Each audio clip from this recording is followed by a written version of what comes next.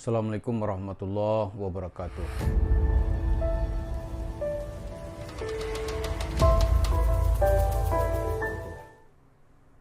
Saudara-saudara, kali ini kita ulas mengenai cerita tipu-tipu sedekah Yusuf Mansur dilihat dari hukum fikih Islam.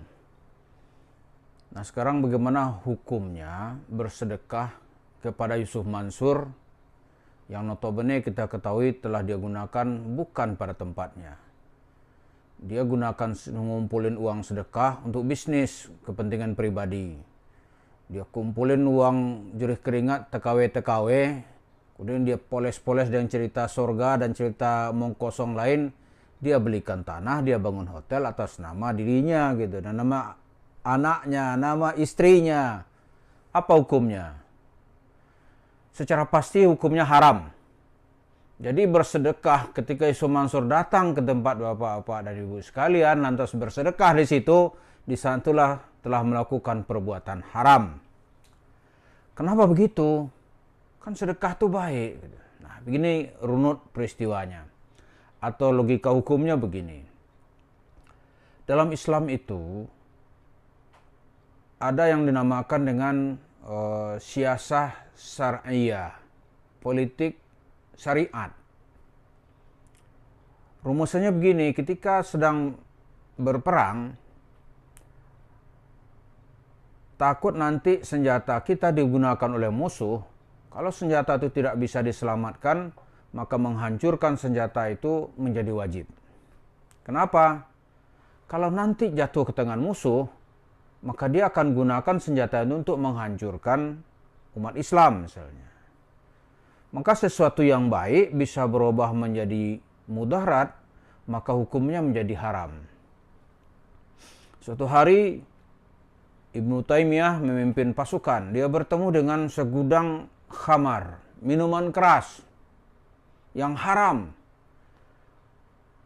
Tentara-tentara Islam satu ingin menghancurkan karena ini haram. Kata Ibnu Taimiyah, jangan. Orang-orang bertanya, ya Syekh, ini kan al-khamru.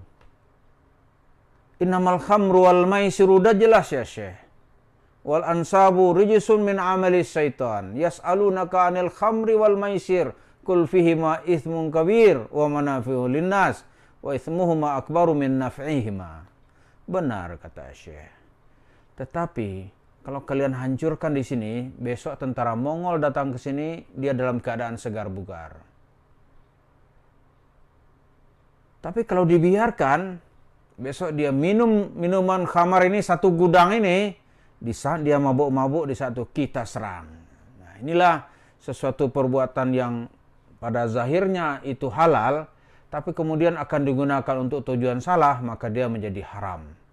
Tapi perbuatan atau zat yang nampaknya seperti haram, tapi kalau dibiarkan akan merusak musuh, itu dia menjadi hal-hal yang mubah, bahkan ya mungkin hukumnya sunat. Nah, kembali kepada cerita sedekah. Bersedekah itu kepada orang yang tepat, hukumnya mungkin wajib, dianjurkan, bahkan wajib gitu ya. Perintah agama kita. Tapi ketika bapak-bapak, ibu-ibu tahu ini digunakan orang untuk tujuan yang salah, maka hukumnya menjadi haram.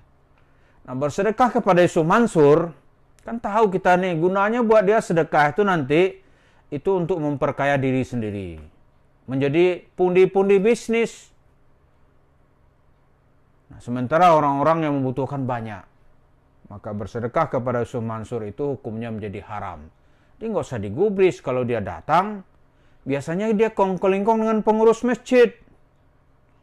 Ya kan? Mau cerita halu-halu gitu. Mau beli pesawat, membangun tambang, mau bisnis batu bara, beli airport Turki, membangun bank.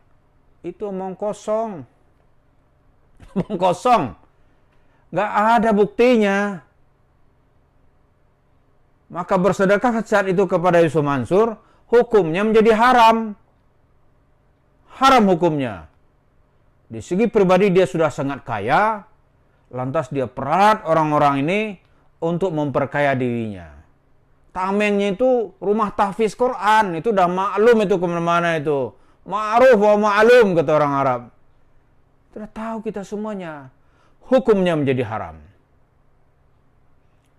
Dia ada lagi, bahkan kata ulama-ulama sunnah itu, dari satu buah pisang gitu, hukumnya yang mula-mula itu halal bisa menjadi haram gitu. Haram itu misalnya menjadi, ada orang lagi bermusuhan, dia lagi mengejar musuhnya gitu, dia kelaparan, Anda bantu, walaupun hanya dengan satu buah pisang, tapi dengan bantuan itu mendapat energi untuk terus menyebarkan permusuhan, itu menjadi haram. Tapi ini menjadi sangat halal, misalnya ada tetangga-tetangganya miskin, kelaparan, dia berharap, ya, walaupun tetangga-tetangga itu katakanlah ya non-muslim gitu, dia berharap dengan bantuan baik ini dia akan mendapat hidayah, dia akan mendapat jalan kebaikan. Di saat itu dia akan mendapat pahala yang sangat besar.